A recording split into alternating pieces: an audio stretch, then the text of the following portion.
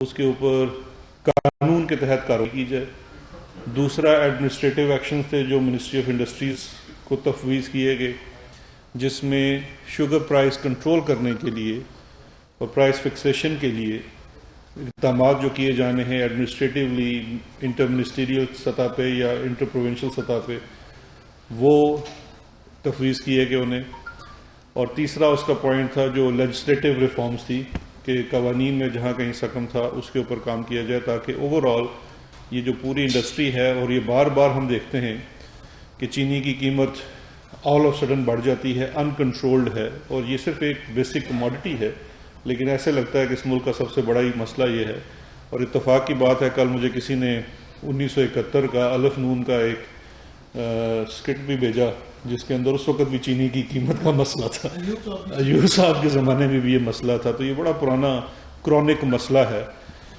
لیکن اس مسئلے کی جڑ کے اوپر کمیشن کی جو رپورٹ تھی وہ بڑی تفصیل سے روشنی ڈالتی ہے کہ اصل وجوہات کیا ہے اور وہ کون سے پلیئر ہیں جن کی وجہ سے سب کچھ ہوتا ہے. بہرحال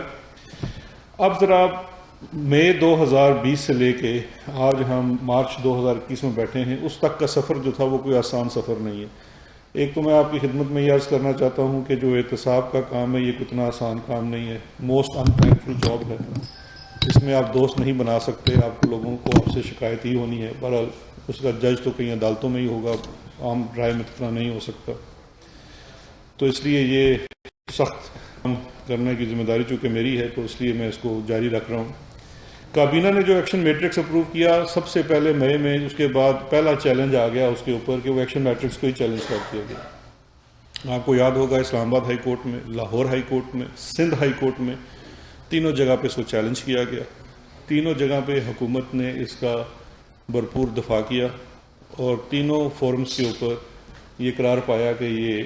ایز پر لا ہے. سپریم کورٹ میں بھی اس کو چیلنج کیا گیا، سپریم کورٹ کی طرف سے بھی آیا کہ یہ ایکشن میٹرکس کے اوپر پورا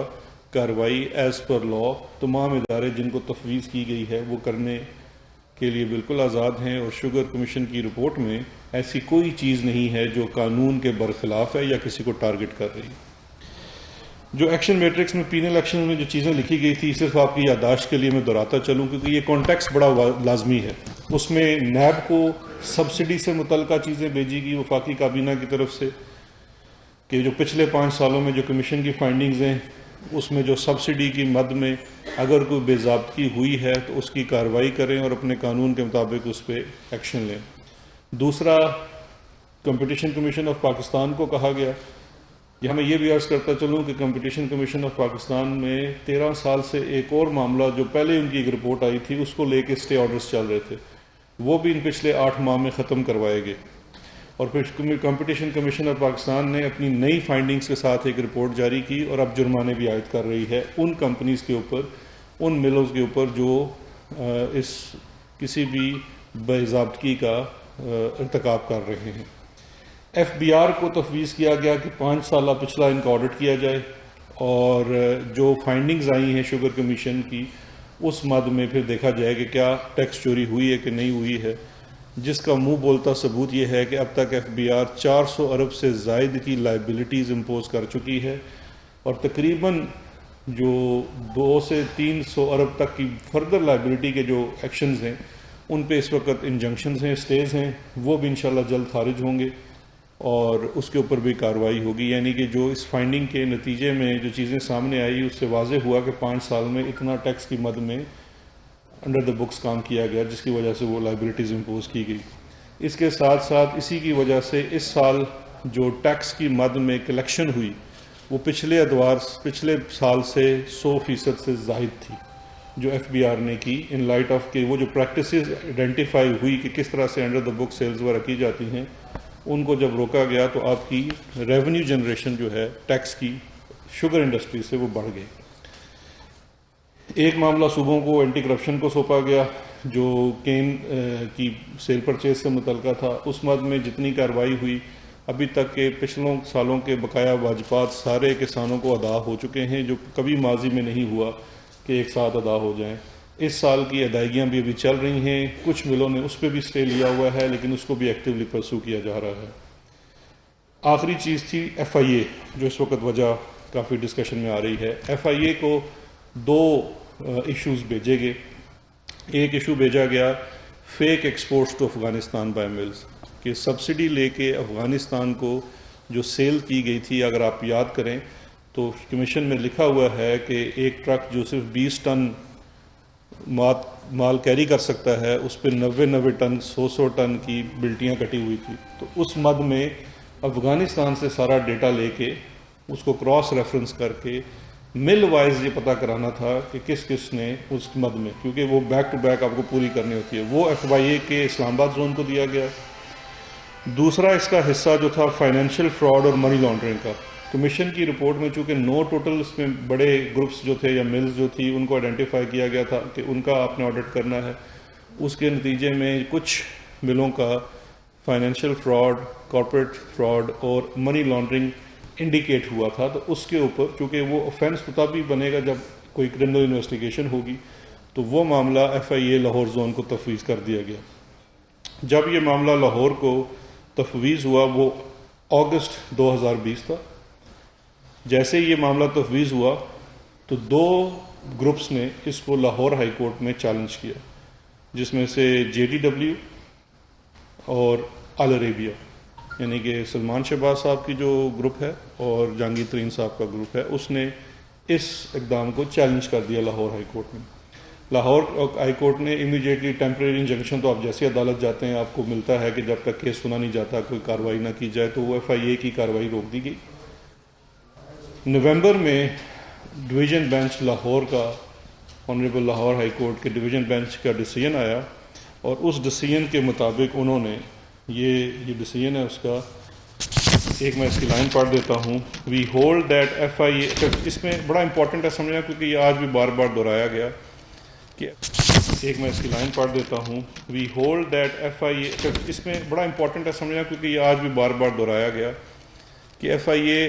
is acting out side jurisdiction. یہ کہا گیا کہ FIA اپنے قانونی دائرہ کار سے باہر تجاوز کر کے ایکشن لے رہی ہے. لیکن یہ چیز پہلے لاہور ہائی کورٹ میں یہ دونوں جو گروپس تھے اس کو چیلنج کر چکے تھے، اور لاہور ہائی کورٹ نے، یہ ڈویژن بینچ تھا، ان کا یہ فیصلہ ہے نومبر 2020 کا، جس میں انہوں نے کہا we hold that FIA has lawfully and competently taken cognizance of the matters and to this extent petitions are dismissed. کہ FIA جو ہے وہ اپنے قانون اور دائرہ کار کے مطابق کمپیٹنٹ ہے کارپوریٹ فراڈ، منی لانڈرنگ اور اس طرح کے تمام کارروائیاں کرنے کا. بلکہ حکومت نے یہ کیا تھا کہ اس میں FIA کے ساتھ SECP کو بھی کہا تھا کہ یہ مل کے اس کے اوپر انویسٹیگیشن کرے. لیکن اس کیس میں انہوں نے کہا کہ SECP کی ضرورت نہیں ہے، FIA انڈیپینڈنٹلی اس میں انویسٹیگیشن کر سکتا ہے اور اس کی جورسڈکشن ہے. تو جس کے بعد سے اب FIA انڈیپینڈنٹلی یہ انویسٹیگیشن کر رہا ہے. جب یہ معاملہ ختم ہو گیا تو FIA نے ایک انکوائری رجسٹر کی. FIA کا جو پروسیس ہوتا ہے نیب کے برعکس ان کا تھوڑا سا ڈفرینٹ پروسیس ہے کہ یہ پہلے ایک انکوائری آتھرائز کرتے ہیں، اس کو انکوائری کو رجسٹر کرتے ہیں، امیڈیٹلی گرفتاری بھی نہیں ہوتی ہے، اور انکوائری کے بعد اگر پرائما فیسی کہ بیسک اگر کیس کے فیکٹس ہوں تو پھر یہ اس کی انکوائری کی بیس کے اوپر FIR رجسٹر کی جاتی ہے. تو پہلی سٹیج کے اوپر 134/2020 انکوائری رجسٹر ہوئی لاہور میں،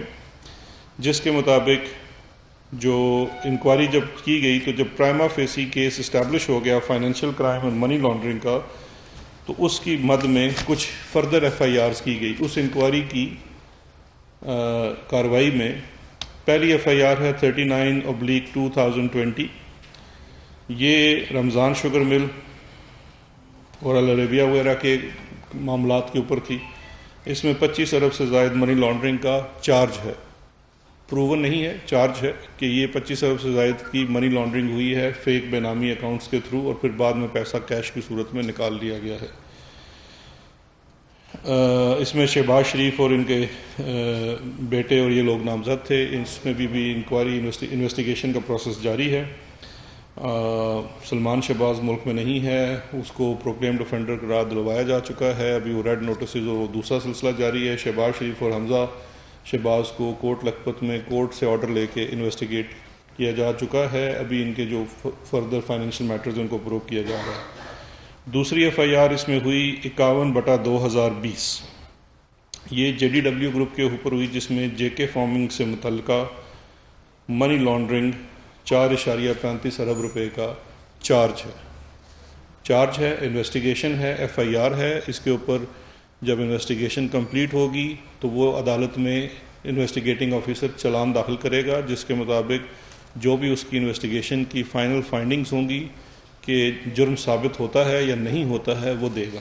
تو اس وقت یہ انویسٹیگیشن ہے ایک۔ دوسری اس کی مد میں جو انویسٹیگیشن داخل کی گئی وہ JDW کی فاروقی پلپ ملز سے متعلقہ تھی، جس کے اندر الزام تھا 3.14 ارب کی منی لانڈرنگ کا اور لیئرنگ کا۔ اور تیسری FIR جو داخل کی گئی وہ بھی JDW کے اکاؤنٹ سے متعلقہ تھی، جس میں کچھ فیک اکاؤنٹس اور چیزوں کا ذکر ہے، اور وہ 2.2 ارب روپے کی منی لانڈرنگ کا کیس ہے، اور کارپوریٹ فراڈ کا بھی اس میں ایلیگیشن ہے۔ یہ 3 FIRs داخل ہوئی۔ اچھا، اس کے بعد یہاں پہ میں صرف یہ پاز لے کے یہ کہنا چاہوں گا کہ اس میں کوئی کسی کو ٹارگٹ نہیں کیا جا رہا، کسی کی یہ پرسن اسپیسیفک نہیں ہے۔ شوگر انکوائری کمیشن کی فائنڈنگز میں جو چیزیں آئی، وفاقی کابینہ نے اس کے اوپر کچھ احکامات جاری کیے۔ وہ احکامات مختلف کورٹس میں چیلنج بھی کیے گئے، ان کی لیگیلٹیز کو دیکھا گیا۔ کورٹس نے کہا کہ یہ بالکل احکامات درست ہیں، قانون کے مطابق ہیں اور اس کے اوپر کارروائی ہونی چاہیے۔ اس کے مطابق جن اداروں کو وہ کارروائی بھیجی گئی ان تمام نے اپنے ایکشنز ڈیو ڈیلیجنس اور ڈیو پروسیس فالو کر کے کی، اور وہ ہو گیا۔ اب اس میں چاہے وہ مل کسی ہمارے اپنے حکومت کے شخص کی ہو یا کسی اپوزیشن کے شخص کی ہو یا کسی عام آدمی کی ہو، قانون کی نظر میں سب برابر ہیں۔ نہ ہی قانون کسی کو ٹارگٹ کر رہا ہے اور نہ ہی کسی کو پروٹیکٹ کر رہا ہے، نہ ہی کر سکتا ہے، کم از کم اس گورنمنٹ میں ایسا نہیں ہو سکتا۔ اب اس سے آگے چلتے ہیں۔ جو یہ تمام جو کارروائیاں ہو رہی تھی، اس کے ساتھ ساتھ ایک چیز جو تسلسل سے ہم نے دیکھی اور جس میں آج بڑی احترام کے ساتھ بھی اور بڑے معذرت کے ساتھ بھی شوگر ملز والوں کی طرف سے بھی آج ایک پریس کانفرنس کی گئی کہ جی ہم سے کوئی بات نہیں کر رہا حکومتی سطح پہ۔ اب اس میں یہ میں بات کرنا چاہوں گا کہ جب یہ کارروائیاں شروع ہوئی تھی تو بہت زیادہ ان سے بات چیت کا سلسلہ بھی شروع کیا گیا۔ اس بات چیت کے نتیجے میں کچھ عرصہ تو چینی کی قیمت کم ہوئی، لیکن بڑی حیرت کی بات تھی کہ اس وقت ابھی کرشنگ سیزن شروع نہیں ہوا تھا، لیکن جیسے ہی کرشنگ سیزن شروع ہوا 1-2 ماہ کے بعد آپ نے خود دیکھا کہ پھر چینی کی قیمت میں وہی ٹرینڈ آ گیا بڑھاؤ کا۔ اب جب ایک پروڈکٹ بن رہا ہے اور اس وقت اس پروڈکٹ کی اویلیبلٹی بھی بہت زیادہ ہے، تو اور جب پروڈکٹ بنتا ہے تو اس کی ایک کاسٹ ویلیو ہوتی ہے، اس ویلیو کے اوپر کچھ ایک ٹیکسیشن ہے اور کچھ اس کے اوپر پروفٹ ریشو ہے، اور وہ ڈٹرمن کرنا کوئی اتنا مشکل نہیں ہے، راکٹ سائنس نہیں ہے، کیونکہ جب انہی ملوں نے سبسڈی لینی ہوتی ہے باہر ایکسپورٹ کرنے کے لیے تو بڑے ہی دوڑ بھاگ کر کے سفارشیں کرا کے ایکس مل پرائس مقرر کر لیتے ہیں۔ لیکن الف نون کے 1971 کے واقعے سے لے کے اور ایوب خان کے 1960 سے لے کے آج تک ہماری کسی حکومت نے بھی ایکس مل پرائس مقرر نہیں کی۔ بیسک کموڈٹی ہے، ان پٹ آؤٹ پٹ کا سب آپ کو معلوم ہے، گنا کتنے کا مل رہا ہے، خرچہ کتنا ہو رہا ہے، ریکوری ریشو گنے سے کتنی ہے، پرائس آپ مقرر کر سکتے ہیں اگر نیت ہو تو۔ ایکس مل پرائس مقرر کرنا کوئی راکٹ سائنس نہیں، لیکن چونکہ کبھی ایکس مل پرائس مقرر نہیں کی گئی، اس لیے شوگر بننے کے بعد 3 سے 4 ماہ کرشنگ ہوتی ہے، باقی 8 ماہ چینی کی قیمت وہ کچھ لوگوں کے ہاتھ میں ہے، چاہے وہ چینی آپ کو 50 روپے میں بیچیں یا 100 روپے میں بیچیں یا 120 یا 140 میں بیچیں۔ اب اسی ٹرینڈز کو لے کے جب یہ انویسٹیگیشنز چل رہی تھی شوگر سے متعلقہ، تو حکومت کے پاس یہ رپورٹس آئی کہ رمضان میں جا کے چینی کی قیمتوں میں اور زیادہ اضافہ کیا جائے گا، کیونکہ وہ جو ایک پروفٹنگ مافیا ہے، سٹہ باز ہیں، انہوں نے یہ تہیہ کیا ہوا تھا کہ جی یہ تو بڑا ہمارا سیزن آ رہا ہے، کیونکہ رمضان میں تو چینی کی کھپت بھی زیادہ ہوتی ہے آرڈنری کسٹمر، تو اس وقت اس کی قیمت میں فردر 20 سے 30 روپے کے اضافے کیے جا رہے تھے۔ تو اس کے اوپر بیسڈ FIA نے لاہور میں ان سٹے بازوں کے خلاف اور کراچی FIA نے ایکشن کیا کوارڈینیشن میں وفاقی حکومت کے ساتھ، اور صوبائی حکومتوں کے ساتھ، اور لیپ ٹاپس، موبائل فونز، کمپیوٹرز، یہ نارمل ہینڈ ریٹن لیجرز وہ برآمد کیے، اور ان کے میں سے جو شواہد سامنے آئے وہ واضح ہو گیا کہ یہ بالکل جو ہمارے پاس رپورٹ تھی وہ درست تھی، اور ان WhatsApp 16 major WhatsApp group ہیں جو پورے ملک میں چینی کی قیمت کا تعین کرتے ہیں، اور وہ چلاتے ہیں، وہ مقرر کرتے ہیں کہ چینی وہ لوگ نہیں ہیں جو چینی بنا رہے ہیں، وہ لوگ نہیں ہیں۔ قانون کی نظر میں سب برابر ہیں، یہ کہنا ہے شہزاد اکبر کا، اور قانون کسی کو پروٹیکٹ نہیں کر رہا اور نہ ہی کسی کو ٹارگٹ کر رہا ہے۔ رمضان شوگر ملز کے خلاف تحقیقات میں منی لانڈرنگ کا علم ہوا، یہ بھی کہا گیا شہزاد اکبر کی جانب سے پریس کانفرنس کرتے ہوئے۔